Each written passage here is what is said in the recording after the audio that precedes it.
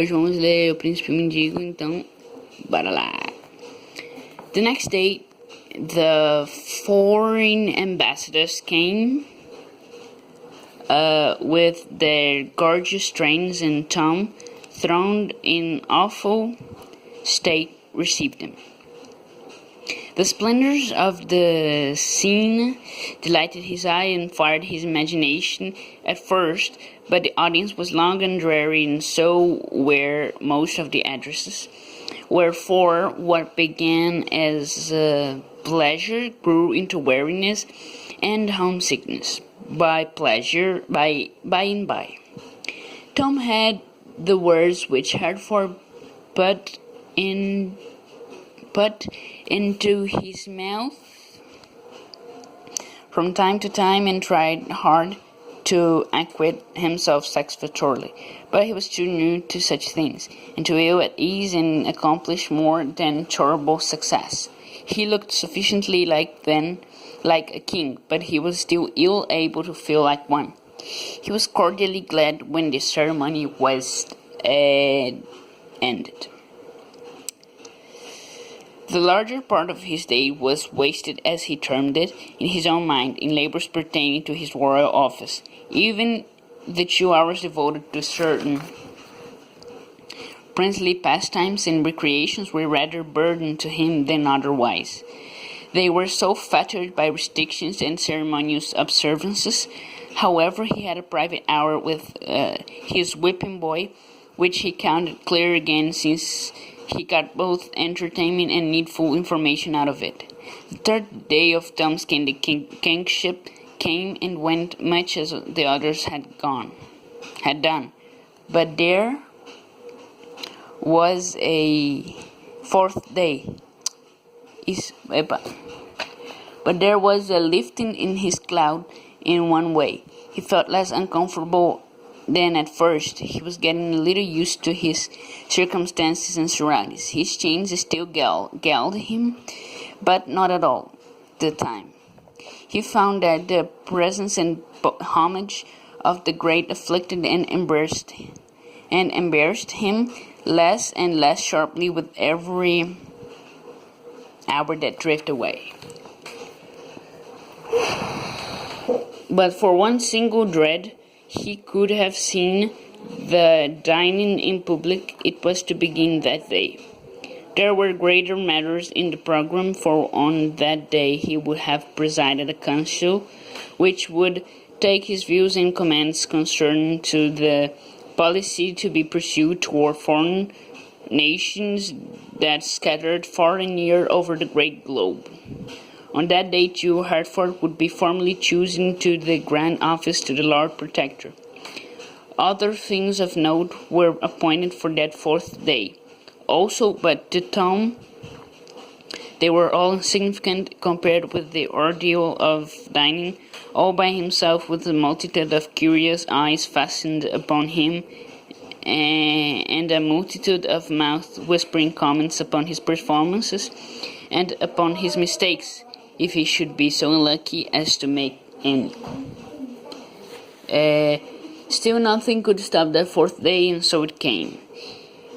It found poor Tom low-spirited and absent-minded, and this mood continued. He could not shake it off. The ordinary duties on the morning dragged upon his hands and wearied him.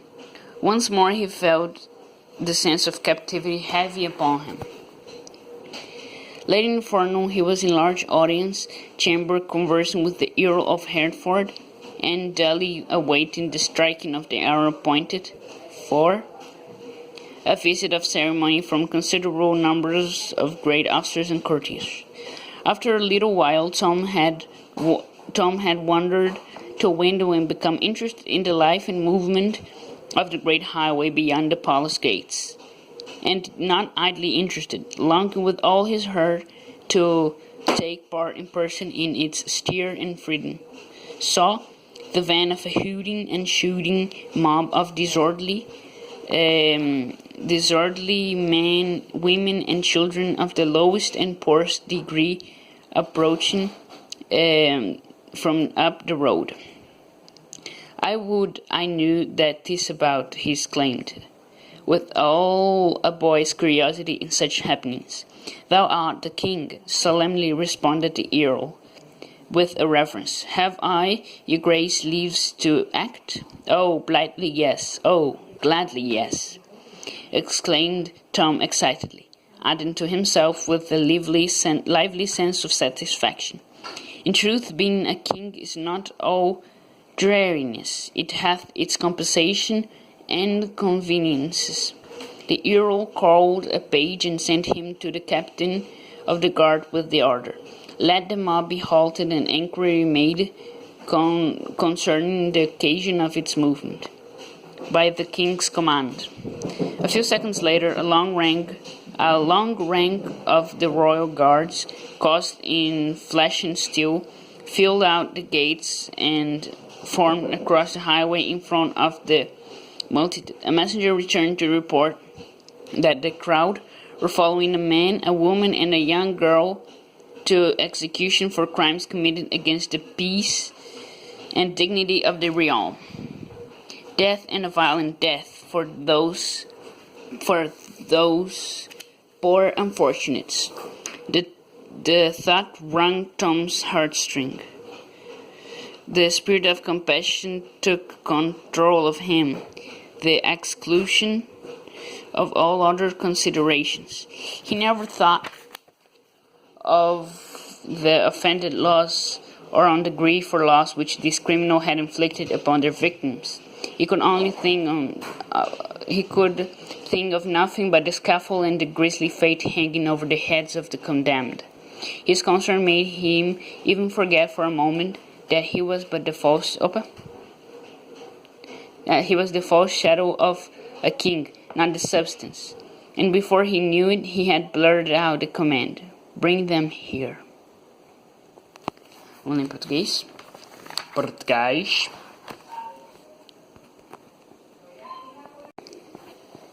No próximo dia, os embaixadores estrangeiros vieram nos seus trens maravilhosos, e Tom se entrou no trono num péssimo estado e recebeu-os. O esplendor da cena o agradou seus olhos e acendeu sua imaginação de primeira. Mas a audiência era tão longa e chata que e era tanto mais e tantas preparações que ele começou que algo que começou como prazer tornou-se em cansaço e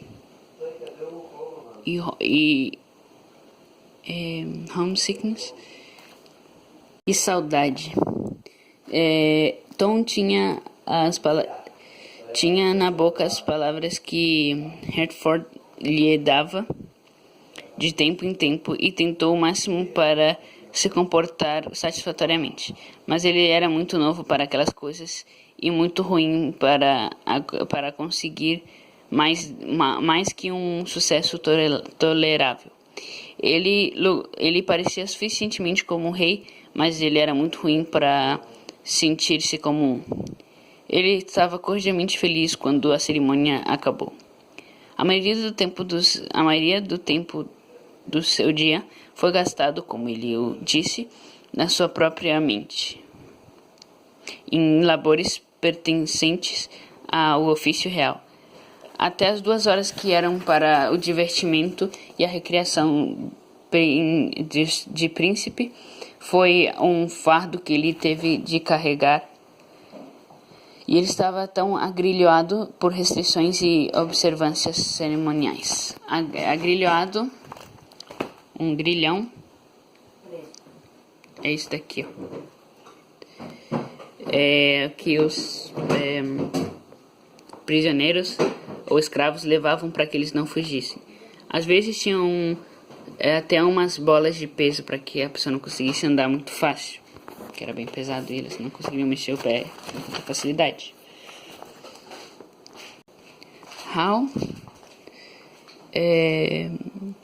Contudo, ele tinha uma hora privada.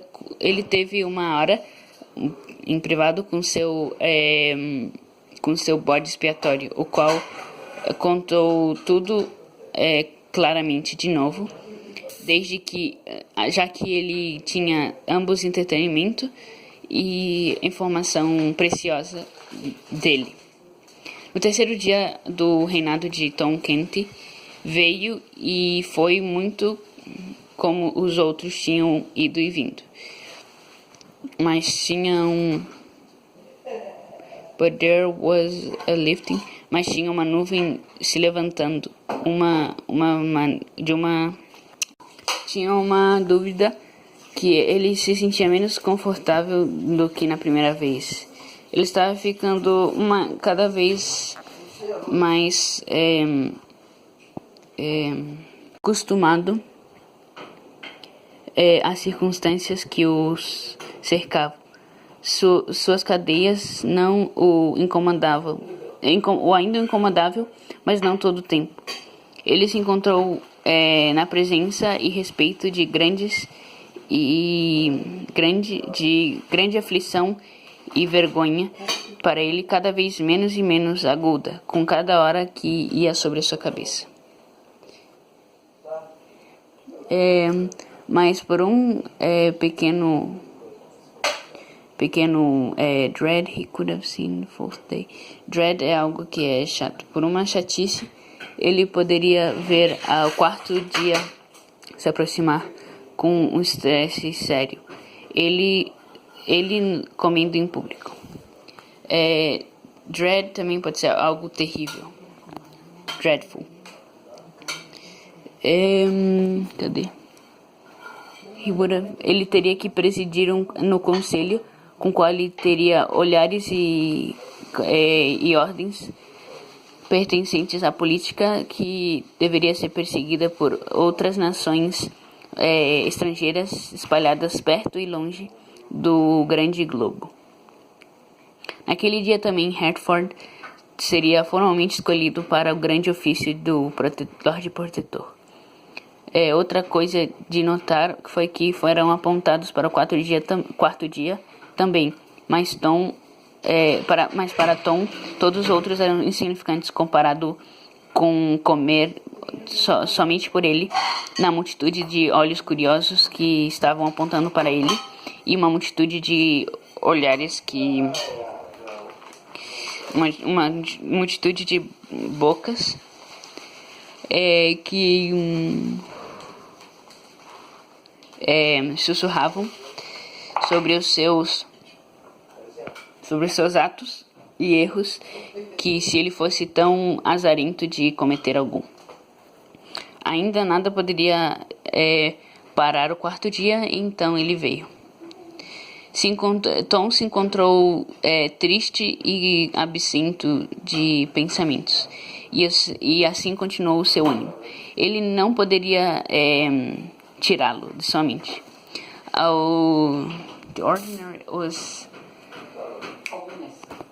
Os deveres comuns na manhã acabaram com seus dedos e o cansaram. E mais uma vez ele sentiu a pesada catividade sobre ele. Tarde na tarde, ele esteve numa grande audiência, numa grande câmara de audiência, conversando com o conde de Hertford e dali é algo chato ou boring aborrecido, esperando para que a hora chegasse da cerimônia de visita de um considerável número de grandes oficiais e courtiers, quem fica na corte, são os cortesãos. Depois de um pouco, Tom, que estava caminhando, chegou a uma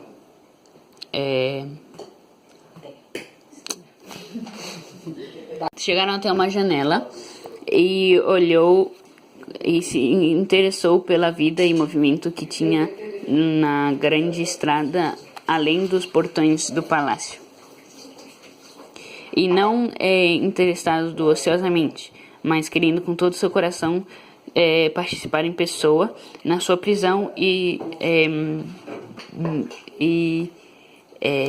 liberdade. Viu uma van com uma multitude gritando, uma multitude de homens, mulheres e crianças desordeiras gritando e assobiando. Steer pode ser. Steer não. Hooting pode ser assobiar, piar ou gritar. Então, eles eram bem malucos.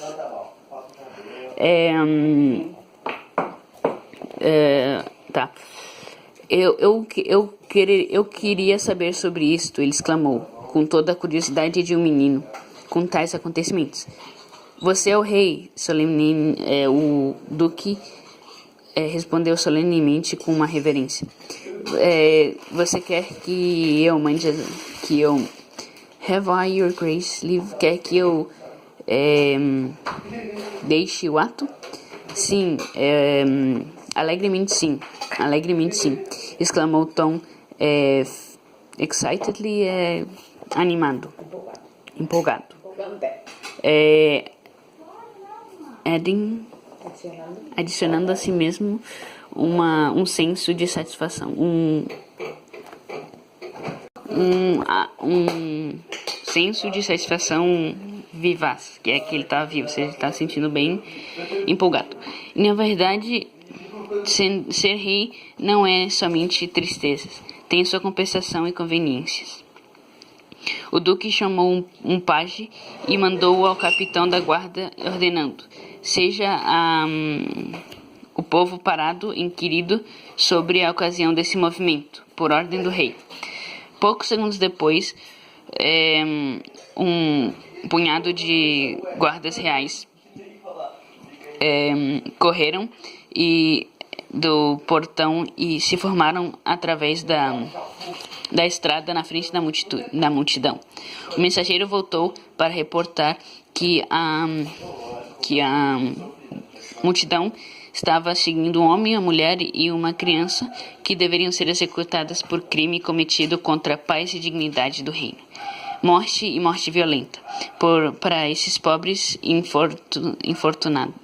pobres desgraçados. Esse pensamento acabou com o coração de Tom. O espírito de compaixão tomou controle dele e excluiu todas as outras considerações. Ele nunca pensou nas leis que ele ofendeu ou na perda e tristeza dos três criminais tinham infligido sobre as vítimas, e ele não poderia pensar nada mais que o andaime ou o destino terrorífico que estava sobre a cabeça desses condenados. Então, o andaime é onde os trabalhadores ficam pendurados quando estão trabalhando, ou também era onde os criminais eram enforcados, que era como se fosse um palco, e onde eles ficavam, caía, abria, e aí a pessoa era enforcada.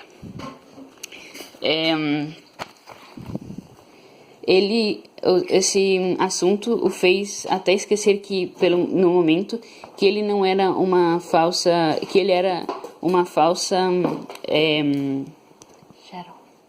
sombra do rei, não a substância.